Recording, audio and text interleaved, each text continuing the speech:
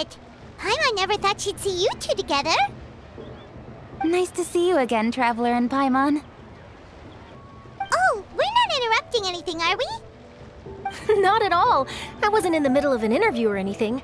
I was just asking Miss Keqing about purchasing a kite. A kite? Are you buying some regional specialties to bring back to Fontaine? Well, yes. And... It seems you haven't heard yet. The theme of this year's Lantern Rite is kites. Oh, so that's why Paimon has seen so many floating in the sky. Liyue Harbor is always changing, so it is only fitting that Lantern Rite should change in turn. The Keqing believes it would benefit Liyue to build on our own cultural foundation by embracing the technologies of other nations. After all, it is said that the stones of another mountain may serve to better polish one's own jade.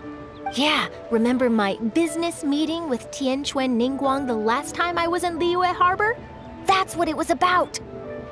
But all I really did was use my network to introduce Lady Ningguang to some interesting people. I'm not sure that quite counts as fostering cooperation.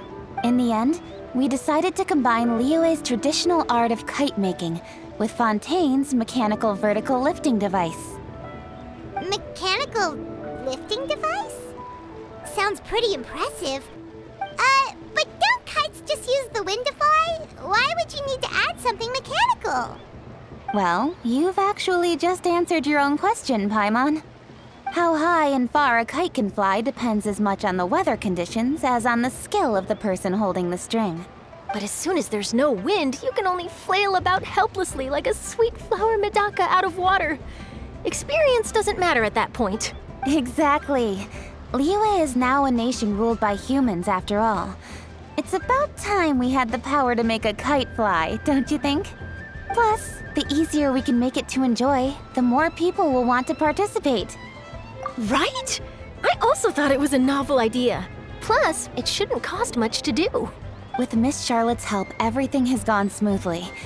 Our new mechanical kites are already available to purchase from a stall in the harbor. We're having trouble keeping up with demand. We also gave quite a bit of thought to the price.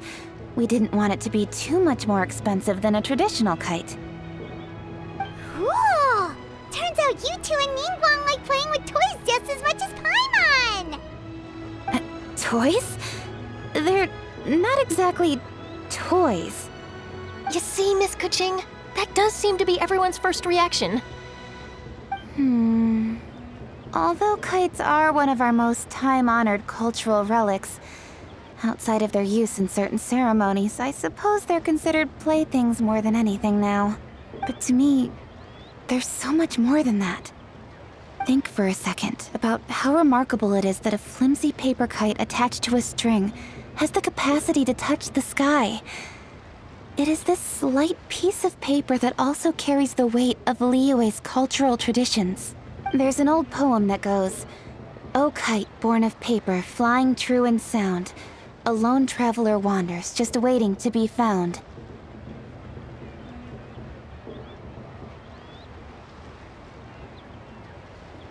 In the past, poets from Liyue used kites to symbolize a feeling of longing, or evoke the peacefulness of idyllic rural scenery. If the people of today can derive enjoyment from this activity, they will not only be more likely to better appreciate the tradition, but also to pass it down to the people of tomorrow. That's the Keqing we know, always thinking 5 steps ahead of anyone else. Well said, Miss Keqing. I've learned quite a bit myself. As long as you're willing to listen, I'm happy to share. I also know quite a lot about the various folk traditions related to kites. For example, whenever a kite blew away, people would say it was the Adepti that summoned the wind to take it away as an offering. That way, you can turn an unfortunate event into an auspicious one. What about something more fun? Do you know anything like that? More fun? Let me think. Oh, I suppose we should first talk about how kites are made. It's another one of our precious forms of traditional craftsmanship. My grandfather told me that, back when he was a boy, children learned the art of kite making step by step from their elders. First, you use the thin strips of bamboo to construct the frame. Then, you draw a design of your choice on a piece of paper, paste it onto the frame, and tie on the string. Then, you look towards the sky and release the kite to soar among the clouds.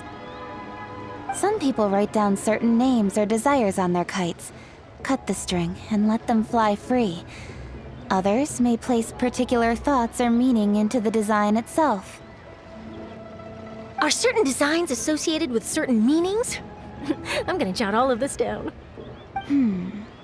Well, for example, kites in the shape of a butterfly typically symbolize freedom, happiness, or the desire to break free. Fascinating. What else can you tell me? The scissor-tailed swallow is the most classic design. It symbolizes good fortune and joyful tidings.